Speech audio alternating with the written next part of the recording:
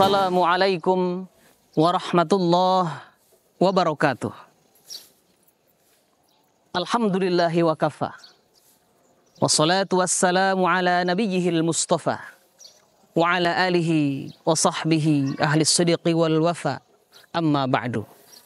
Hadirin kaum muslimin, muslimat dimanapun berada. Pada suatu hari, Abdurrahman bin Auf memiliki harta 8.000 dinar. Maka Abdurrahman bin Auf berkeinginan untuk memberikan setengahnya kepada Rasulullah Sallallahu Alaihi Wasallam. Maka Abdurrahman bin Auf datang kepada Rasulullah Sallallahu Alaihi Wasallam dan memberikan setengah, yaitu 4.000 dinar kepada Rasulullah Sallallahu Alaihi Wasallam. Lalu Rasulullah SAW mendoakan Abdurrahman bin Auf dengan doanya yang mulia.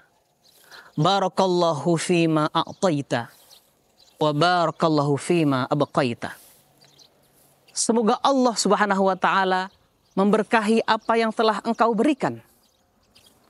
Dan Allah Subhanahu wa taala juga memberkahi harta yang masih ada padamu. Masya Allah. Sangat gembira Abdurrahman bin Auf didoakan oleh Rasulullah SAW. Sampai-sampai dia berkata, tidaklah aku setelah didoakan oleh Rasulullah SAW keberkahan, kecuali ketika aku membuka batu, di situ ada emas atau perak.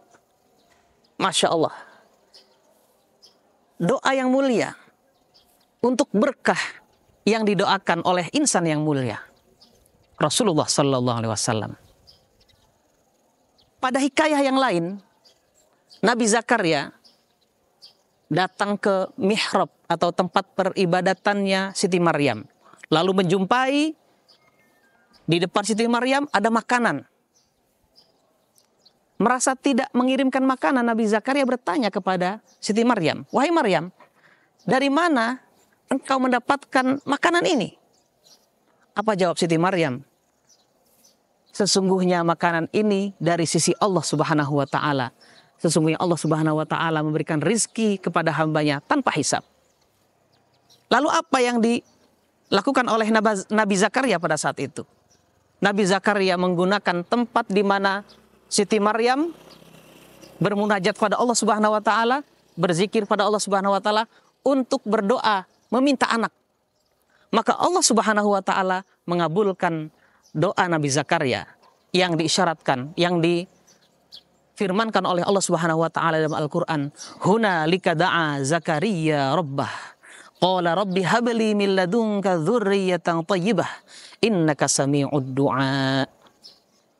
Dua kisah dari hamba-hamba Allah Subhanahu wa taala yang soleh. Nabi Muhammad, Nabi Zakaria, Siti Maryam, Abdurrahman bin Auf.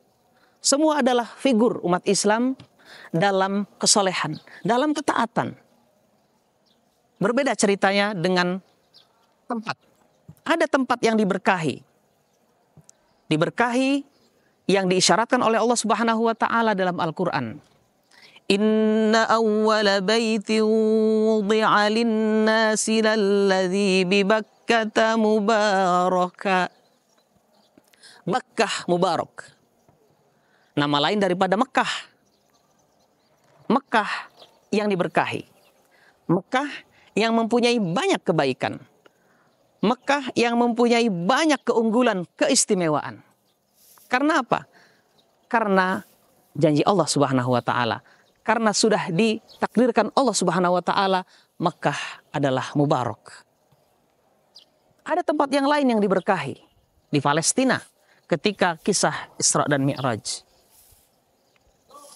Subhanalladzi asra bi'abdihi lailan minal masjidil haram ilal masjidil aqsa alladzi barakna haulahu linuriyahu min ayatina. Tempat yang diberkahi oleh Allah Subhanahu wa taala. Sekelilingnya diberkahi oleh Allah Subhanahu wa taala. Banyak kebaikan.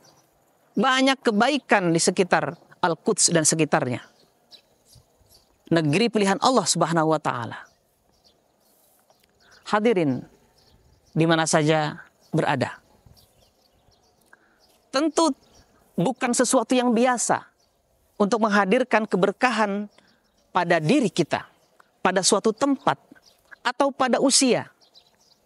Kita melihat bahwa banyak sekali orang yang usianya tua, tetapi karyanya sedikit. Di saat yang sama ada orang yang muda, tetapi karyanya sangat banyak. Dicontohkan oleh Imam Hambal, Ahmad bin Hambal, seorang ulama, penggagas mazhab Hambali. Karyanya sangat banyak meskipun usianya masih sangat muda. Ada keberkahan dalam usianya. Ada keberkahan di dalam aktivitasnya. Sehingga Allah Subhanahu wa Ta'ala dari kesolehan pribadi, dari kesolehan akhlak, dari ketaatan yang dilakukan oleh hamba tersebut melahirkan banyak sekali kebaikan-kebaikan, keistimewaan-keistimewaan. Maka wajar apabila para ulama mengatakan berkah itu ziyadatul khair. Bertambahnya kebaikan, bertambahnya keistimewaan, banyak bonus, banyak keajaiban. Hadirin, kaum muslimin, muslimat dimanapun berada.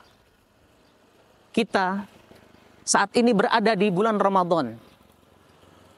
Allah Subhanahu wa Ta'ala menginginkan kita dalam proses pendidikan Ramadan ini menjadi insan yang bertakwa. Dengan puasa yang serius, dengan tarawih yang serius, baca Quran yang serius, semua dilaksanakan dengan serius. Keinginan Allah Subhanahu wa Ta'ala apa? La'allakum tattaqun, agar kalian menjadi orang yang bertakwa. Mengapa? Karena hanya orang yang bertakwa yang mampu melahirkan keajaiban-keajaiban.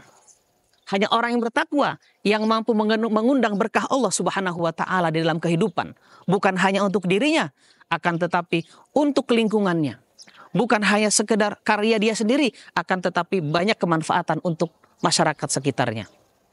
Itulah keberkahan Allah Subhanahu wa Ta'ala yang diberikan hanya kepada insan yang bertakwa. Mudah-mudahan dengan Ramadan ini kita bisa memanen, kita bisa menuai keberkahan, keunggulan, keistimewaan yang Allah Subhanahu wa Ta'ala berikan kepada kita semua. Amin ya rabbal alamin. Wabillahi taufiq wal hidayah. Wassalamualaikum warahmatullahi wabarakatuh.